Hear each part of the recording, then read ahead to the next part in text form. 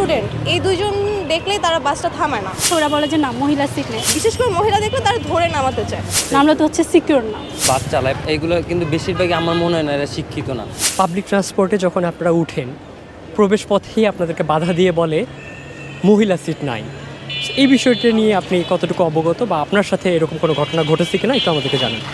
জি, আমার সাথে অনেকবারই ঘটেছে। আমি যেহেতু বাসে জার্নি করি, একদিন হয়েছে যে আমি সন্ধ্যা 6টা সাড়ে 6টার দিকে হচ্ছে নাবিস্কোতে দাঁড়িয়েছিলাম।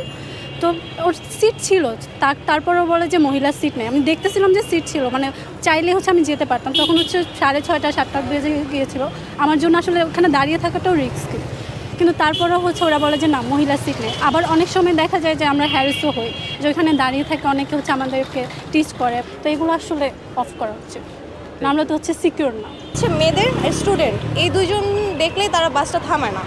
তারা মানে বলে যে মহিলারা দাঁড়িয়ে যেতে পারবে না, মেয়েরা দাঁড়িয়ে যেতে পারবে না, অনেক প্রবলেম ইস্যু। আবার বিশেষ করে হচ্ছে মহিলাদের সিটে পুরুষরা বসে থাকে, এটা আরেকটা ইস্যু। তো ওইটা ফিল আপ হয়ে যাচ্ছে, এই জন্য মহিলারা উঠতে পারতেছে না, এই একটা সমস্যা। আরেকটা প্রবলেম হচ্ছে যে মহিলাদের যে বসার যে সিটটা থাকে, উনিরা কী করে জাস্ট একটা টায়ারের উপরে, ইঞ্জিনের উপরে টায়ার দিয়ে দেন একটা কাপড় দিয়ে ঢেকে মানে মহিলাদের বসার জন্য বলে। এখানে তো আর চাইলেও বসা যায় না, তাই না?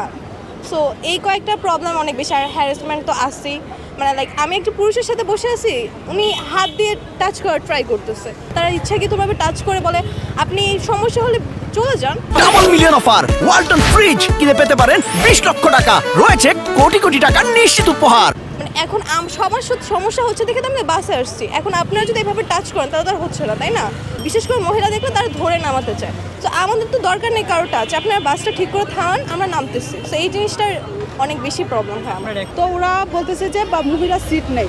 তখন যখন আমি বললাম যে মহিলা সিট আছে, তারপরও তারা বলতেছে মহিলা সিট নাই। সে আমাকে উঠতে দিবে না বলে তারপর আমি মানে একজন আমার আগে সামনে একজন ছেলে ছিল, সে উঠছে, তার পিছন আমি ওঠার ট্রাই করছি, কিন্তু সে বাসটা টার্ন মারার কারণে আমি পিছনে পড়ে যাই, আর উঠতে পারি নাই। তো আমি ওইখানে প্রায় 3 ঘন্টার মতো দাঁড়ানো ছিলাম। সবার আর্থিক অবস্থা এক না যে আমরা বিভিন্ন ধরনের রিক্সা করতে পারবো বা উবার করতে পারবো। তো আমাদের তখন বাধ্য হয়ে আমাদের পাবলিক ট্রান্সপোর্টগুলো বেছে নিতে হয়। ধরেন আমি একটা বাসে উঠতে যাচ্ছি, আমার সাথে আমার ফ্রেন্ড সার্কেলে যাবে, তো আমার ফ্রেন্ড সার্কেলে সবাই আসছে, সব ছেলেরা বাসে উঠতে পারলাম, কিন্তু যে মেয়েটা ছিল বা আমার সাথে যে মেয়ে ফ্রেন্ড ছিল উনি উঠতে পারলেন না। তো এইসব কাইন্ড অফ ডিসক্রিমিনেশনগুলি আমাদের বাসের মেয়েরা ফেস করতেছে, যা আমরা দেখতেছি। প্রথমত আমার যেটা মনে হয় যে আমাদের আগে নিজেদেরকে সংশোধন করতে হবে, কারণ আমরা যদি নিজেরাই সংশোধন না হই তাহলে আমরা দেশটাকে পরিবর্তন করতে পারবো না। আপনি দেখে থাকবেন যারা আসলে ঢাকা শহরে বাস চালায়, মানে পাবলিক ট্রান্সপোর্ট যেগুলো, এইগুলো কিন্তু বেশিরভাগই আমার মনে হয় না এরা শিক্ষিত না।